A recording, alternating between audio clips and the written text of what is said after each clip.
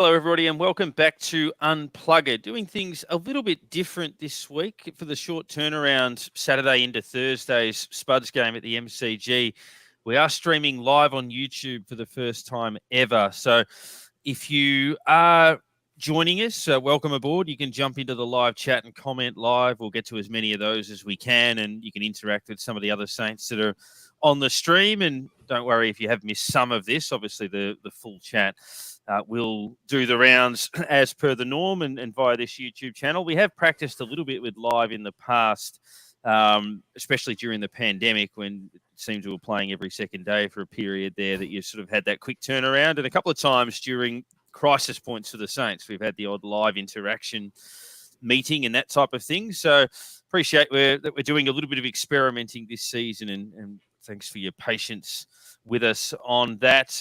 If you are here, you can give us a review. Obviously, we're on YouTube, so please subscribe to our channel whilst you are here and like some of our other things. We've got Rex just popped on and said hello to us live, so cheers, Rex. If you've got any questions, fire away.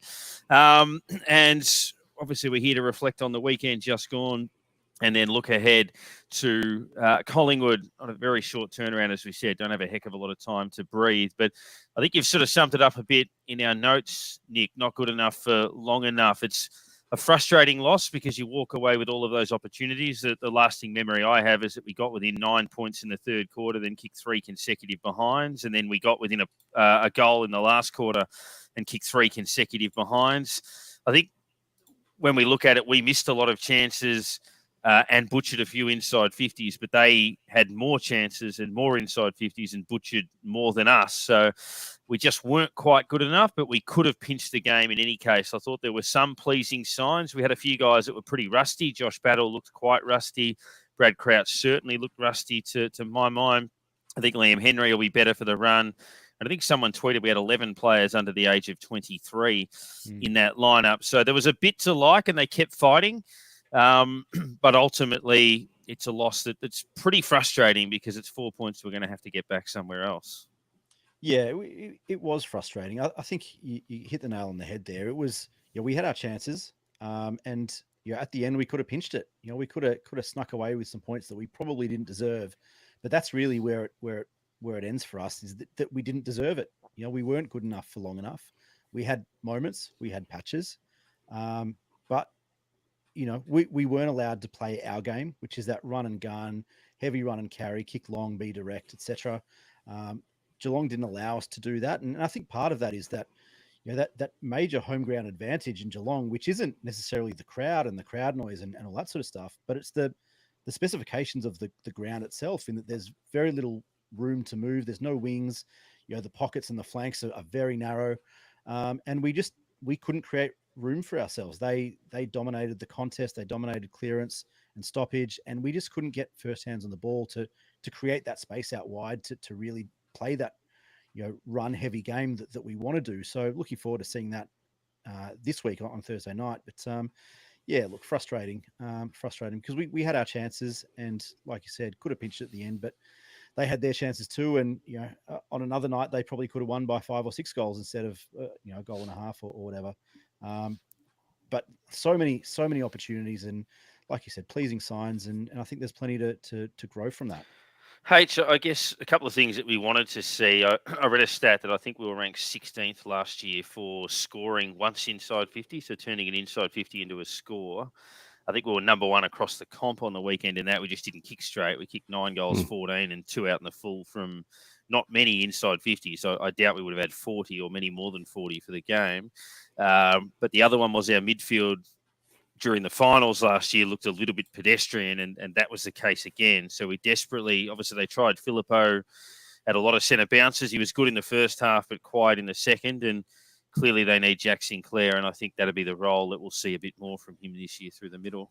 Yeah, I think we'll say during the game what sort of impact Sinclair would have made to the match itself. I mean, we'll probably realise just how much, we did miss him on the weekend. You just think of the times where we're a little bit stagnant, a little bit lost in our ways, I guess you could say, and where he picks it up and gets us out of a situation or creates something that another player wouldn't have seen, or just made something out of nothing at times. His ability just to change what's happening is quite amazing at times. But yeah, the whole situation where with that 4 inside 50 sort of thing, we looked at it the way of that if we'd leveled the inside 50s against them, we win. And that's clearly how one way can look at it. Go, we didn't have the same amount of opportunities that they had, but had we, there's the result. That changes. We keep them down a bit more, give us a couple more chances. Hey, the result changes. So just that first 15 minutes, it felt like that the ball was camped in their forward line. I mean, we held them out forever. It was amazing to do that and then go kick that very first goal so far into the game. But that's where we sort of, it kind of leveled off after that when you look at it and go, well,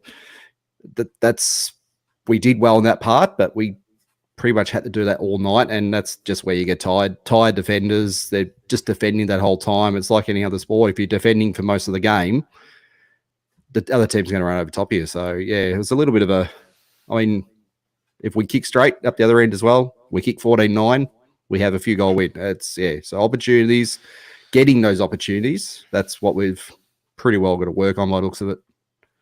Yeah, and I mean, if you look at those little chances, so first quarter, I think we missed Mitch Owens kick one out in the full, King missed a set shot, then Higgins missed a sitter, then Cameron kicks that goal from the boundary right on the siren.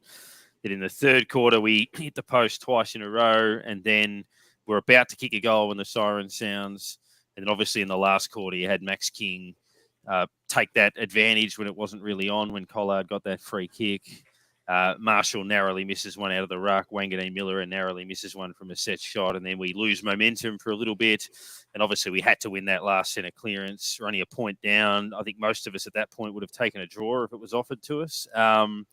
Just had to win that centre clearance. You felt that with Geelong's experience, as soon as they got an inside 50, they were going to make it very difficult. And then Patrick Dangerfield, somehow that shot at goal, which looked like it started out on the full, managed to swing back and go through. But to be honest, losing by 7 or 8 doesn't hurt as much as losing by 1 would have. So at least that's something. But we look at some of the positives. Darcy Wilson's clearly one of those, Nick. Couple of goals, a couple of other nice touches as well. Showed good composure, and yeah, he looks like he'll be all right. Yeah, I think we've found a really good young kid. Obviously, first round pick, you hope that they're going to be good, but I think that given he lasted in the draft as long as he did, I think this kid's going to be a ripper. And his ability to get to the contest and then get away from the contest is really impressive. And for him to be able to hit the scoreboard the way that he did was good too. And it was one of the things that kind of really shone in some of the pre-draft footage, was his ability to hit the scoreboard. And I think one of the question marks was whether he'd be able to do that against the bigger bodies and the stronger guys through the middle. But if you can do that against some of the guys in that Geelong midfield, then I'm really bullish about what he can do. But it's really interesting with some of the other new faces, like Riley Bonner. I thought was really impressive, as he has been across the entire preseason. Liam Henry was pretty good. I thought he was really explosive in moments. It probably drifted a little bit in and out of the game at times, but I'm really excited about this year. And sometimes as you come into a new season, it is hard to kind of find that balance between being overly excited or being overly pessimistic. And I think as Saints fans, we oscillate between those two things quite often. But I definitely think there's reason to be more excited than not this year. And everything that we've seen through the preseason and what we saw in patches against, maybe they're not the Geelong of old, but they're still a pretty good team. They've got a lot of good players. They beat us, but we took it up to them and we played pretty well, for some of the game at least. And I think that we can take plenty from it. So, I'm really bullish about what's coming up. Yeah, I think we brought to the table everything that we thought we would probably bring to the table. And there's just too many, obviously, the start of the second quarter, we lost our way for a little bit. But yeah, we've just got to hang in there, because obviously Collingwood this week on the rebound, we'll talk about them later. Then we play Essendon and Richmond, a couple of winnable games, but also losable games. Then we've got the Bulldogs, which is another sort of semi 50-50, and some tough road trips like the Giants and Port. Like, if we can hang in there and get to 3-4, something like that, 4-3. The draw does settle down for us, and there's a decent chance for us to get to like an 8-6 or something like that. So we just got to make sure we don't, the worst case scenario is you have 2 brave losses to Geelong and Collingwood, then you have a bad day against Essendon, and then it starts to get away from you a little bit. So obviously winning this week would be ideal, and it puts things back on track and gives you that confidence rolling into it. But yeah, I think we're in good shape, and we've got players coming back. We just have to make sure we're on and find a way to pinch certainly at least one of the next 2. Obviously, both of them would be ideal. I guess some other notes. Wangadeen Miller obviously kicking on as we hoped he would. Rowan Marshall was poor in the second quarter, I thought, but very good in the second half. I actually thought Max King played a very good game, H. He missed a couple of shots, but a lot of them were scrambled, but he took 8 or 9 marks, moved really well, and there was nothing about that suggested that he's not going to have a pretty good year. Yeah, I presented well. That was the first thing he's got to do. The couple of big, strong marks in the 50. There was just he made space. He got out to an open space at times and gave us an option where we otherwise may not have had anything. And yeah, working in tandem with Membry, even the small forwards he was working with. There was a couple of crumbing options at times. There was that. Our issue was that they managed to cover it pretty well at times.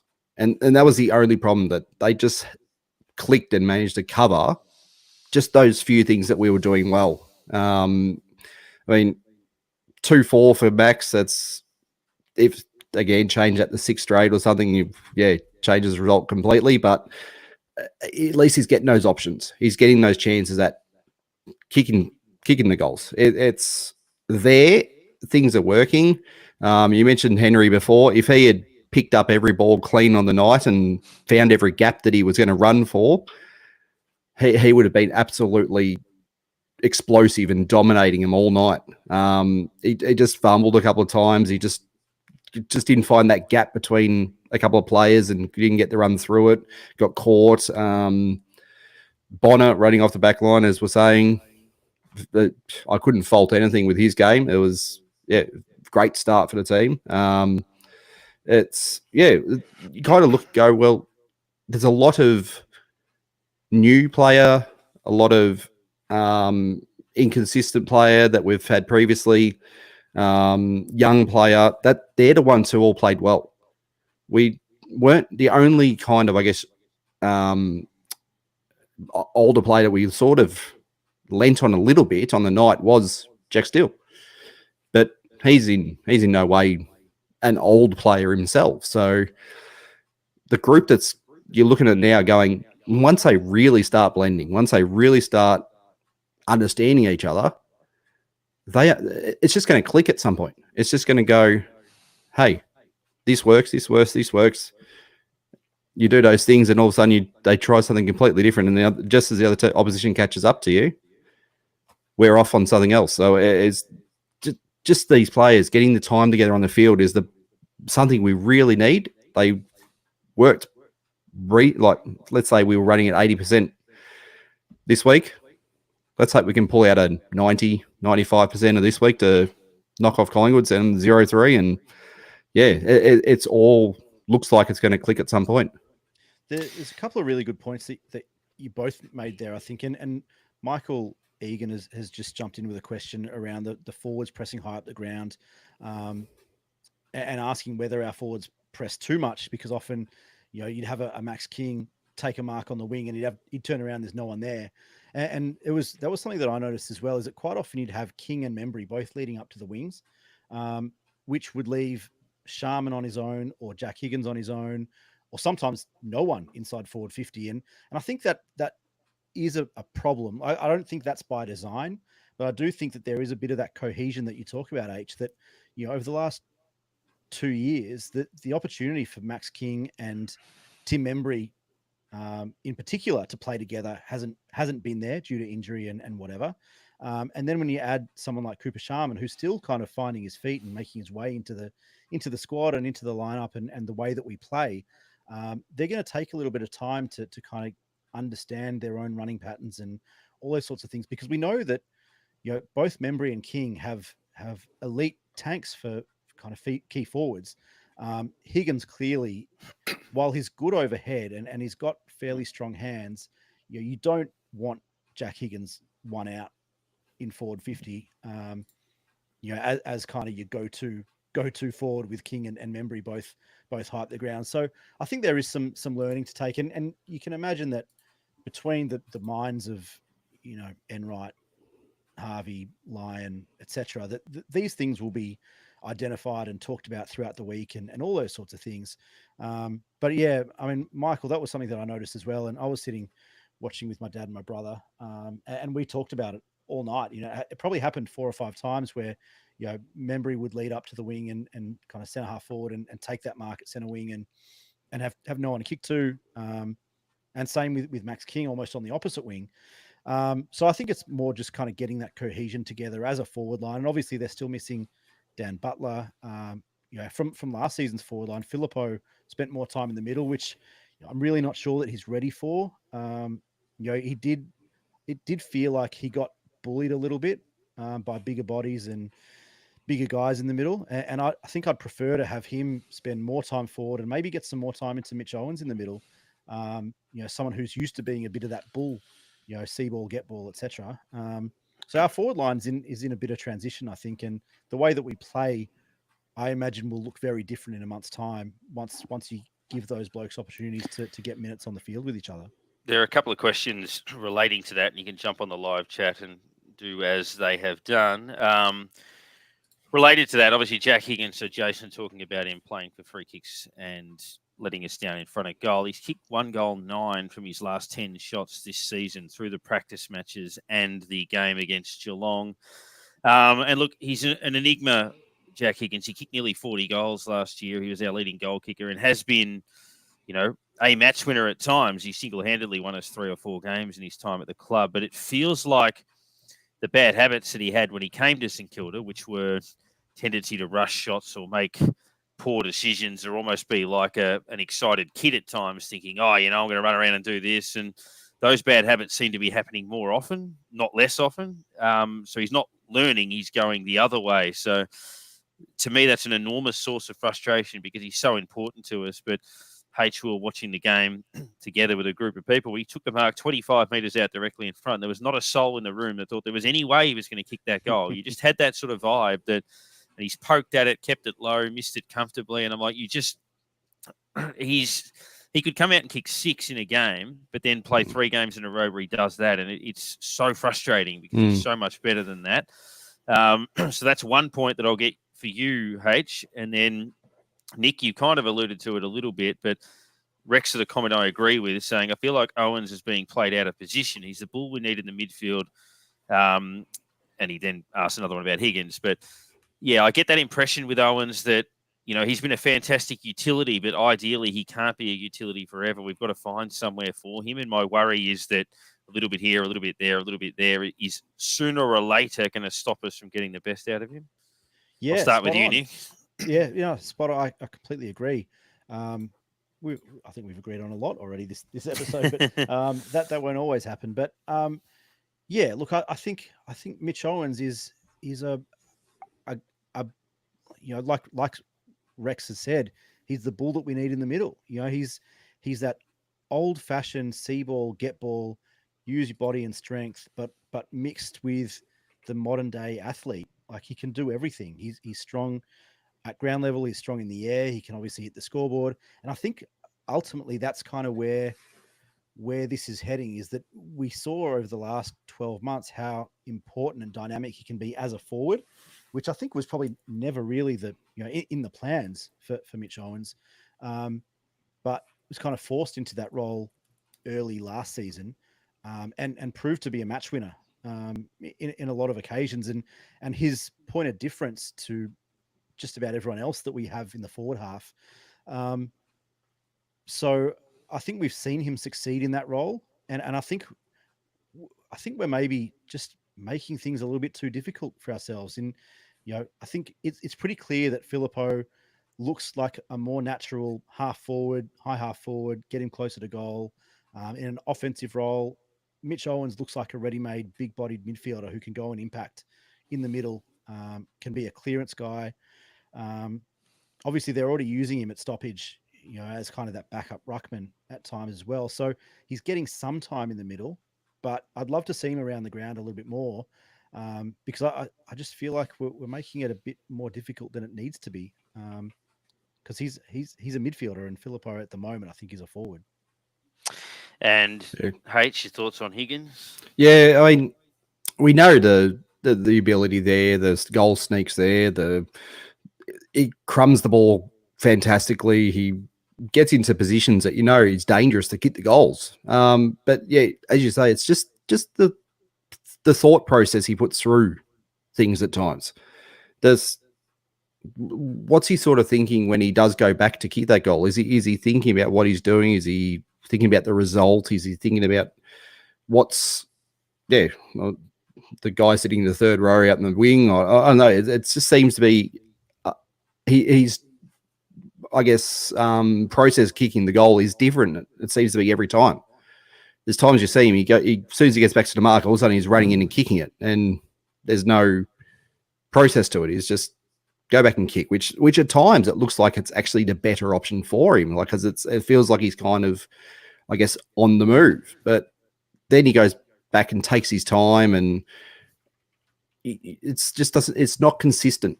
And I mean, we've talked about Max's issue with his whole thing is spinning the ball in his hands at times. We sort of think that could have been a little bit of an issue for him at some stage when he wasn't kicking well, and thinking, but he does it every single time. So you go, well, okay, he's probably going to start missing every shot if he doesn't do it. So it's just a situation of, I mean, where's someone like Milne? Where's Milne? Get him down there and just go through a few things with him. Have a one-on-one session. Just what are you thinking when you do things? Take your mind off actually kicking the goal and just kick the ball, because I reckon more often than not you'd find he'd probably kick the goal if he's not thinking about it, and he's just that kind of player. So it can be a bit of an issue. It may be overthinking, but yeah, well, it'd be nice to see someone like Milne just get down there and just have a little bit of a one-on-one with him and just go over a few things with him. Yeah, I think there's certainly some benefit in that, with the balance between instinct and responsibility. It's like watching Dave Warner bat, where people often come out with the principle that that's just the way he plays, and I'm like, yeah, but not right now, it isn't, because the situation calls for something different. So I think there needs to be an element of that as well. There's a few more questions coming through. Rob has sent one through, and Michael again, which we'll get to shortly, but we might, before we get to the votes, just wrap up the awards out of that one. There are a few, I think, potential nominations in both categories. I'll go last on the Shannon Knoll, because I think there's a few that you guys might want to line up before that, so I don't want to steal anyone's thunder. But there's probably a few in the Jason Blake category. So if you are just joining us, the Jason Blake Award it's the first one we're giving out for the year. It's the unsung hero. So it's the player when Jason Blake took 200 odd games to get a Brownlow vote and was always there doing a job, and a favourite son, but wouldn't be in the first 15 players mentioned by fans. This is kind of an award for someone who's done a job that won't get spoken about too much during the week. And again, apologies if I'm stealing anyone's thunder here, but I'm giving that to Brian Burns from my end. I thought he played a really solid game through the middle. I think you get what you see out of Ryan Burns. He's not going to do a Mateus Filippo and kick a 65-metre goal. He's not going to take 12 marks. He's not going to kick 4. But I think he put his body on the line a lot. He copped some hits. He won some clearances. And I think he was pretty important. In a game where the likes of Crouch and Ross Ross got subbed out and Crouch was a bit down, I think Burns was almost the best of that type of player. But Nick, I get the feeling that was going to be yours. It still can be. Yeah, no, I agree. I think in a game where, like we spoke about earlier, we weren't able to find that space and run. It just felt like he brought a sense of urgency and immediacy to everything that he did. He hit the ball hard, he ran hard, he did find space, he was direct, and I think that he's really kind of firming into one of Ross's favourites after a really strong second half to last season. And yeah, I was just really impressed. I think that he's kind of maybe not cemented his spot, but he's certainly on the way to kind of becoming a really solid best 23 player week after week. There's a good one in the comments, Nick, if you want to steal that, unless that's yours, H. No, Maybe- that's not me. One from maybe go H first. and H. then- You go Yeah. first. I mean, yeah, Burns was a great nomination this week. But just one guy, I reckon, if he hadn't done what he'd done on the night, we probably would have lost by a bit more. And that was Mason Wood. He just popped up in certain places. I mean, a bit of a preview. He's not getting any votes from anyone, but yeah, it's he does what he does. I mean, it wasn't the round one he had, or round 2 or 3, whatever he had last year, whether he just burst onto the scene last year for us. And I mean, he did his work. He popped up in places where it saved us a few times. He just, he's that guy that we can sort of hope if we're not getting the bit of momentum, we're not getting any ball, and that's what those sort of thing. He just gets in there and all of a sudden he wins the ball for us. So yeah, he does his job. As I said, there's no one anywhere this week who's probably going to mention him at all. But yeah, I was pleased with what he did because he probably helped us not lose by as much as we could have.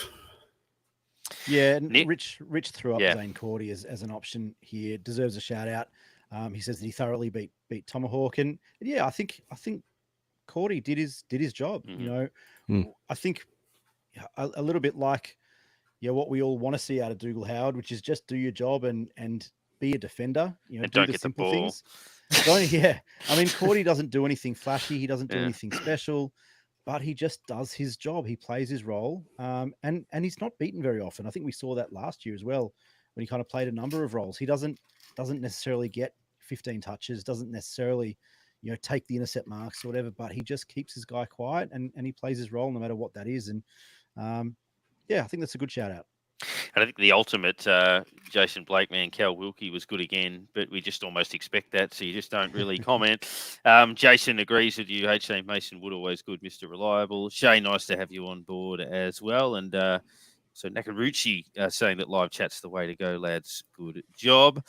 The other side of the coin is the Shannon Knoll Award. Now, for those who might not be familiar with that, that's someone who needs to lift in honour of his tremendous song from about 20 years ago or thereabouts. Nick, you could do the honours with that one so it doesn't get pinched. Who's your Shannon Knoll Award? There's a few. I mean, there's a real obvious one. We've already spoken about him, which is Jack Higgins, and obviously with Dan Butler, kind of thereabouts this week. I think there'll be some question marks about whether Higgins is in the squad in the next couple of weeks. But I always find it hard after 1 week to kind of give the lift award. But I think Higgins probably gets it for me. There's a few others that could potentially be in that conversation. Like I thought Phillippo was well beaten in the middle. Brad Crouch was clearly very rusty, but hasn't played for a while. So there's some reasons and justifications there. But I think I probably have to go with Higgins this week. H. If not for us, for his own career, Seb Ross.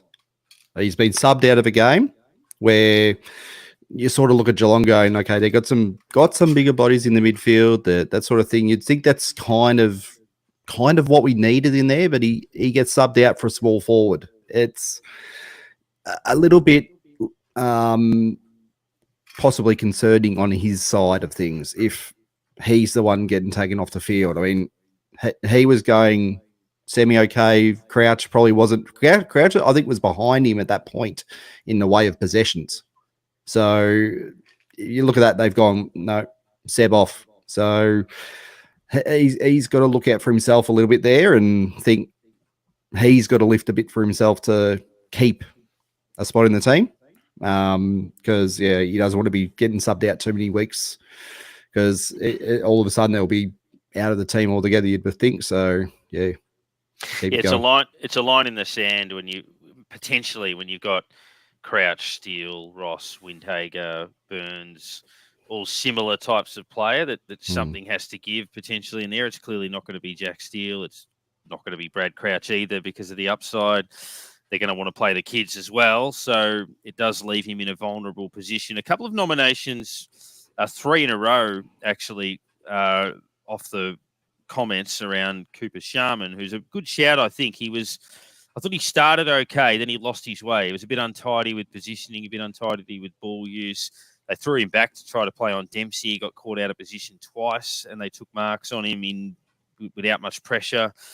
He went forward and kicked a late goal, and I think on the most part he sort of wasn't an absolute nightmare, but I think he was a bit lost at times. So I think there's certainly more to him than that. But going to give it, sounds harsh, but I've probably given it to this guy a few times, but his good games are very good, and he had a very good season last year. But my only downside on him is that his quiet games are very quiet, and that's Brad Hill. I think if his quiet games can be 18 or 19 possessions, not 10 or 11, I just think he's got to be able to find a way to not be completely shut out of games when he's restricted.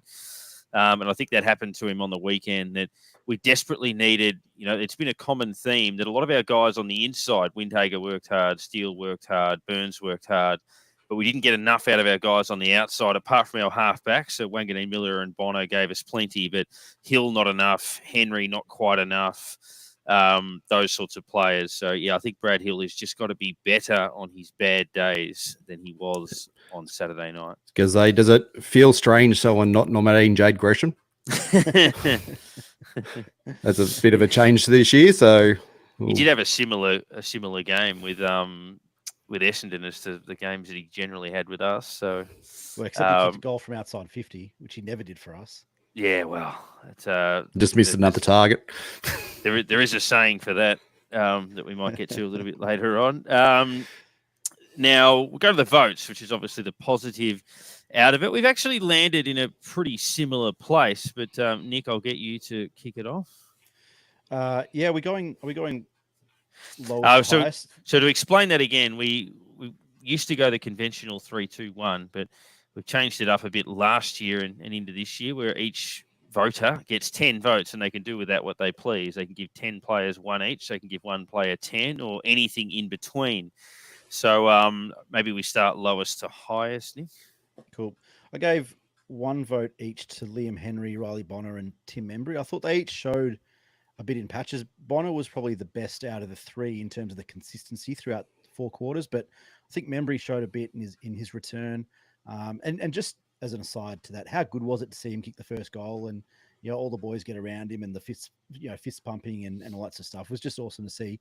And Liam Henry was exciting. I said earlier that he showed flashes and he did drift in and out of the game a little bit, but when he had the ball, you could see that he was trying to make something happen. Didn't always come off, but in a game like that where we really struggled on the outside, like you mentioned, Parko, those sorts of guys who continually try and put the effort to do something and to make something happen are going to be super important for us. And so that was the 3 votes, one each to Henry, Bonner, Membry. I gave 2 votes to Marshall. I agree. I thought that he lifted really well towards the end of the second quarter. And then into the second half, I thought that he dominated the ruck contest and got his own ball around the ground and was really important for us. Just kind of built and built his way into the game as it went on. I gave 2 votes to Jack Steele. Was clearly our best midfielder. A bit of a lone hand in the middle there at the contest, at stoppage, in and under, 25 touches, 9 clearances. Just Jack Steele doing Jack Steele things. And really exciting. If we can get Jack Steele fit and healthy and back to his best form, like imagine what an elite Jack Steele does to our team last season if we have him for 22, 23 games. So that's a really exciting benefit for us, I think, heading into this season.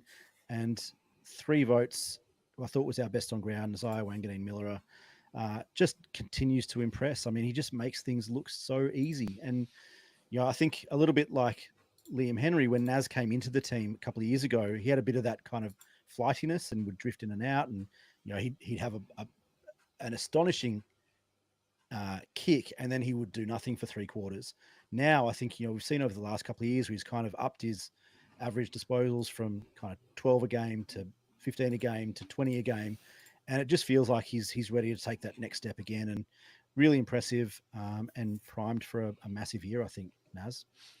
Yeah, I think so. Just had an interesting comment from Luke about front and centre from Henry. I won't go to the description, but needless to say, he was happy with that front and centre that set up a goal. And look, I was a bit harsh on the night with Liam Henry because there was a couple of times I thought he was beaten in one-on-ones and was getting a little bit annoyed at that. But yeah, I mean, he's nearly kicked a banana goal on the run from 50 and set a few things up. So there's certainly plenty of upside in him. H, your votes? As you're saying, it's going to be pretty similar tonight, I think. Also gave one to Henry, Membry, as Nick did. I gave one to Steele and Marshall as well. I feel like they all did job tonight. As you're saying, Henry, if he'd taken most of the possession he had cleanly and that sort of thing, you probably would have been a 3 to 4 vote night when you look back at it. Got 2 to Bonner. I just thought he fitted in the team fantastically. Provided he unfortunately missed a shot from outside 50, like we saw he kicked it on the practice match. I mean, that goes through, and you're thinking we're in a good position at that time if it did. But he just slotted into that position fantastic. And look, we got excited by a new defender last year in Stocker. Hey, we've found another one here. It seems like another reject that you look at and go, hey, they can play. They can play football. And it's great to see someone just like that take that opportunity and the chance they've been given. We were not expecting him to be there. But, yeah, hopefully he makes it hard for anyone to push him back out of the team. And gave 4 to Naz. I reckon he was clearly our best on the night. Uses the ball beautifully. I mean, it seemed like I think every player at some stage had a bit of a kick down the inverted wing, and put it out of bounds. But generally, his ball use was top class, and yeah, as with most of the players, he'll improve as the year goes on again. And by the end of the year, yeah, let's see what it can be, what level he can be at. 16 consecutive games of 20 or more possessions for Wanganeen Miller. He's becoming super consistent. And, look, if the consensus is that Jack Sinclair's our best player, and that's probably right, and you look at Steele, Marshall and King and Wilkie for importance, I think you put Wanganeen Miller into that camp now as well. He's amongst our definite top bracket of players. Michael, with a shout out to the hordes of Saints fans who travel down the Cattery. It's generally been considered to be one of the loudest away crowds that they can see down there, and nice little bonus for their new grandstand that they let a couple of opposition fans in, so that's good. My vote's similar. Apologies to Liam Henry. I actually thought Stocker was okay as well before the second worst free kick of all time behind the deliberate they paid against Bonner. But Ryan Burns gets a vote. Rowan Marshall gets a vote. Very good second half. It was a very similar game to what we saw from him last year. A vote to Membry. Kicked 3, nearly kicked 4 or 5. Great to see him back. That was the Membry of 2022. Riley Bonner, 2 votes. Can't do much more than that in your first game at a new club. Amazed at the general commentary as to why he was moved on due to ball use. He kicks the ball like Daniel Ridge from my view. But Jack Steele, 2 votes. Our best midfielder, definitely, and led from the front. And then Nas, for all the reasons said, picks up the 3 from my point of view for a very solid game again across the half-back line. Short turnaround. We'll turn our attention to Collingwood, round 2 at the MCG. It is Spud's game. Unfortunately, we've had a habit of stinking it up in the Spud's game over the last 3 years now, against Melbourne the first time, then against Essendon in a season's changing loss in 2022, and then against Brisbane in obviously a tricky fixture last year. But Collingwood zipping 2. There's always that fear that they'll return to form, but I guess you got to look at it and say you can't just click your fingers and say, oh, we want to play well now. We haven't been happy with how the last 2 weeks have been, and you got to look at why it's happening for them. And they're conceding a lot of marks inside 50. When they turn the ball over, they're getting cut up because their pressure is just not quite restricting the way it normally would when they're at their best. Admittedly, they've played the Giants, who are probably the best team in the comp, and Sydney, who are absolutely airborne. So, I mean, they've run into some formidable opposition, but some of the things that have been... They might be the 2 best teams in the competition. They may well be their first and second favourite for the flag, but they Collingwood, I mean, we've got some weaponry that can do those sorts of things. We can move the ball quickly on turnover. We've got potent forwards that can take marks. We tend to enjoy playing at the MCG. Obviously, we've got to be careful with their matchups in the forward line where, of all the weeks, this is the one where we might miss Jimmy Webster because they've got players like obviously Elliott. Then you throw in Bobby Hill that can go down there. Even Myercheck's obviously a medium-sized forward. You look at McCreary, DeGoey can go forward and play for them as well. Whether they pick Johnson again, that type of thing. So they're not a giant side. Mason Cox will float down there, but if he kicks a couple against us, we should fold. It's one of those ones where, look, if we're going to be realistic, if Collingwood click and hit their straps, they'll beat us just simply because they're a level above us. Not a huge level above us. We played them last year and lost by a kick without Membry and King in the forward line, and we were finishing like a train. The consensus is that they're, a top 2, top 4 side, and we're trying to play finals, but they're not at their best.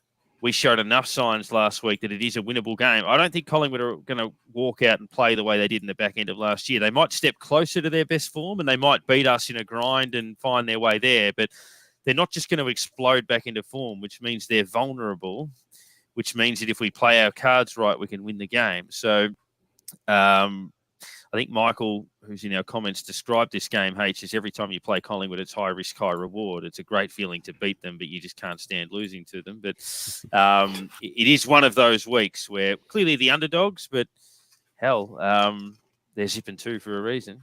Yeah, well, do we look at it as in a way of it's a great time to get them, or you go, oh, no, they're zipping 2. This is the worst time you want to get them. It's a tough one because we don't know if they're just not playing well at the moment, or as you're saying, they've played the 2 best teams in the league. I mean, we don't know where they're at yet. It's a situation of they've played 2 games. We've only played 1. It's a bit weird that they can be playing. They've played 2 games before we even played our first game. And then, we got the 5-day break compared to 6. But yeah, it's one of those ones you go, if they do turn up like they did against Sydney, well, I mean, we can play that similar pressure game that Sydney put on them on Friday. Because I was watching that, looking, going, Sydney would just at them all night. Pressure. Ball spills out, they ran to it. Ball spilled out again, they were the first to it. And it just happened all night. Collingwood, when they got the ball, looked great. But that pressure, as soon as they were out, Sydney were there. Sydney were on top of them for most of the night. And yeah, it was only free play, it seemed to be, that Collingwood actually managed to get out and get free. So it's the sort of play that we look and go, we could replicate that. We could. We know we've got the runners. We know we've got that speed to keep up with teams. Let's hope that we can do that this week. Let's hope that we can find that bit of speed we didn't have on the weekend. As said, Geelong just dragged us down and held us back, and we looked slow. But you go back 2 weeks against North, against Essendon, we were running everywhere. We ran to every contest. We ran to every loose ball. We ran to, and that it just didn't happen on the weekend. But we know that's there, and that's what we have to do this week. We have to be first to it. We have to be on them as soon as they get it. And yeah, we have that ability. That's what Ross looked for. He looked for those runners. So yeah, let's get out there and just hit them every time they get the ball. Get there first to it. I mean, Stocker got to the ball first, but yeah, we'll talk about that later. And yeah, it's an interesting one because I think there is, despite, like you said, GWS and Sydney both being very, very good teams, there is a bit of a template, I think, in how to play against Collingwood and how to beat them.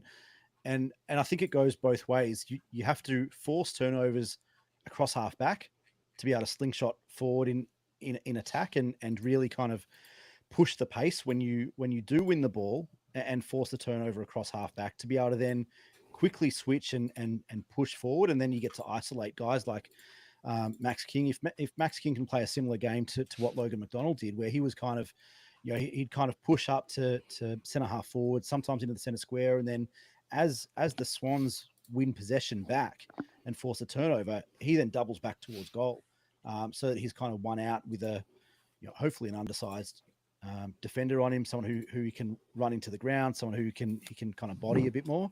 And the other one is not letting Collingwood do that the other way. We know how Collingwood are so good at absorbing pressure and then really switching. And we've seen it a couple of times over the last few years where, they can be in a bit of an arm wrestle for 3.5 quarters and then flick the switch and all of a sudden they go bang, bang, and they're 2 goals up. And that they've been able to do that really successfully. And I think that we just have to stay with them. We have to stay with them. We have to make sure that we don't give the ball away cheaply to allow guys in the middle of the ground like your Dacos brothers and Steele Sidebottom and Jordan DeGoey, whatever, to get those, to be able to use their weapons moving forward. We want to make them defend. We want to hold those guys accountable and make them accountable for our guys. And so we can't afford to give the ball away cheaply, and we have to make them fight for it every step of the way. And I think that's kind of the template that both the Giants and the Swans have been able to do really successfully over the first couple of weeks. And I think that, not that it's an easy thing to do, but there is that template. There is that kind of blueprint on how to play against Collingwood. And we have the runners. I think our foot skills in general are much improved over the last couple of years. We didn't get to show it a lot last week because we weren't able to find that space and run. But I think, there will be more time. There will be more space. There will be more run and carry on the big wings and the open spaces of the G. I think that really suits us. Collingwood are probably a better team, but like you said, Parko, not by that much. If we play to our strengths and we kind of are able to, when we don't have the ball, put the clamps on in kind of traditional Ross Lyon style, then I think we match up pretty well. Got to start well, obviously, because if they're slightly down on confidence, obviously they've won the flag, so their confidence is still going to be pretty high. But if you can, good comment from Michael Egan coming in the chat as well. Ranking Ryan Burns' first 49 games in order. Yeah, that's that was a really interesting. I thought that was a little bit what's the right word? Psychophantic, is that the right word?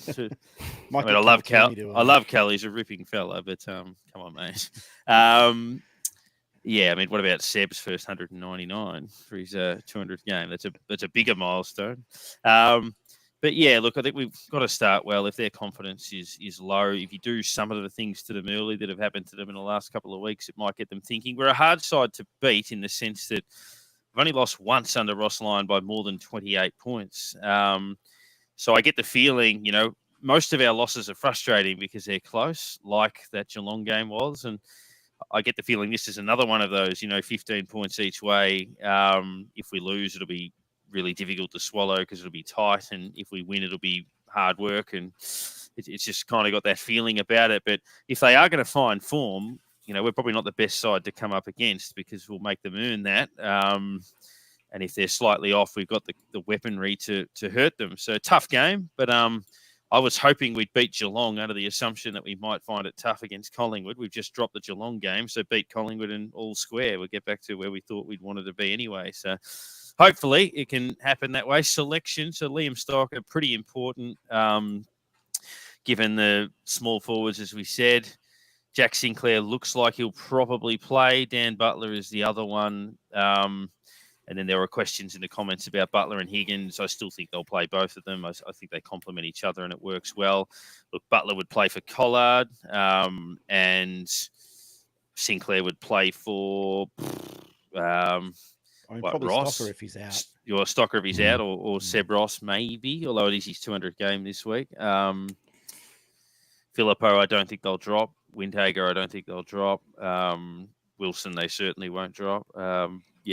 It's a difficult one to determine. I'd hate to have Seb drop 200th game at the MCG, Spud's game, but you just wonder how they balance that, Nick, in terms of getting that player out to get him in. Yeah, look, he didn't have a great game on the weekend, but it would be stiff to drop a bloke 100%. who's been such a stalwart for us, over the last decade to drop him on the eve of his 200th game. I imagine that he plays. I mean, Windhager's another interesting one because we saw last year, I know the hand this time around, different hand, wasn't as bad as we've heard, and I thought he kind of played a role, but I thought he still felt a little bit rusty. Didn't have the run, didn't have the tackling power that you expect from a guy who is as hard at it as Windhager is. He could be one to potentially go out if they're forced into some changes to get Steele, so you Sinclair and Butler back in. Yeah, I'm not sure. I do feel like there hasn't been a lot of word out of the club around Stocker. I feel like as much as he's one of the guys that we can least afford to lose, the 5-day turnaround for this one, in a corky at best and maybe something a little bit more serious at worst, might hold him out for this one and get him back in a week or so.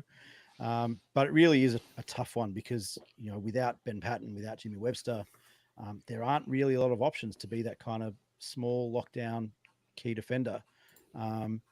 So I hope he's good, but I kind of feel like they might play it a bit safe with him this week and bring kind of Sinclair straight in for Stocker, push Bonner back a little bit, potentially maybe push Windhager back a little bit and play a bit more of that lockdown role that we saw him play in the second half of last year.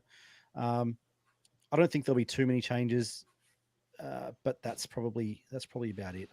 And hopefully Sinclair in the middle a bit more, provided the body allows it. Butler's had a good record at the MCG, so that'll be nice to look at. We'll have some final thoughts in a moment, but one segment we generally do, and that's So St Kilda. Now, to explain that again, Finey kind of summed it up when we had him on earlier, that if you look at Callum Ward's 300 game, it's against us, for example. Last year, everyone played their milestone games against us, Cochin, Buddy, everyone else for that matter. Those things that seem to uniquely happen to St Kilda, rule changes after a drawn grand final, that type of thing. But I think a tweet summed it up here from David Calland. Of course, the big news in the football world is the official launch of Tasmania with the jumper. And with that came rules around father-son and zoning. Obviously, they don't have access to father-sons in the sense that they haven't had an AFL side before. But Dave says, finally, we might get a few father-sons with Nick's boys, only to have Tassie swoop in and use the exact same rule to claim them 100-game Tasmanian-born athletes. Of course, Nick, born in Tassie, cut his teeth at Southport in Queensland, but he's Tasmanian-born and bred. And if we don't lose him to the NFL, we might lose him to the Devils. Well, the question is there: is he a Queenslander or a Tasmanian? Like, if you follow the state of origin rules and that kind of thing, he's a Queenslander because he was drafted from there. Yeah, well, he played junior football there. He played. That's where he played his first rep football. Those seem to be where the rules kind of come into play in most state of origin situations. So it's going to be interesting to see how they do that because none of his, I guess, football career was in Tasmania as opposed to Jack, who did play down there. So it'll be an interesting one to see whether they try and take that, whereas the rules might say, no, it's not. So I think they get a choice of young lads. Hopefully they would side with Dad. That might and hopefully Dad would side with us. Yeah, that might be the most that So St Kilda that we could ever imagine if that did come to pass. But I thought it was interesting during the week. I don't know if you guys follow Rui on Instagram, but there was a story or a couple of videos or something on his Instagram of him playing golf at Pebble Beach, and the three young lads, I think all in St Kilda jumpers, kicking the gridiron around, drop punt style, kicking it like an AFL ball, which was good to see. So. Yeah, the presence of that gridiron ball does worry me a little bit, though. Maybe get that out of there. Not too many opportunities to buy Sharon over in. Yes. I was going to say that's true. The pointy ends and broken toes. That might help with the if you can nail a drop punt with one of those things, then you're kicking the ball all right. It's not a lot of margin for error kicking a gridiron, that's for sure. But that would be So St Kilda if we were to lose out on them. I mean, they look very much like Nick, so hopefully they play a footy like him as well. Final thoughts, Nick. You had one in regards to I think it was your thoughts on people calling for list changes this early.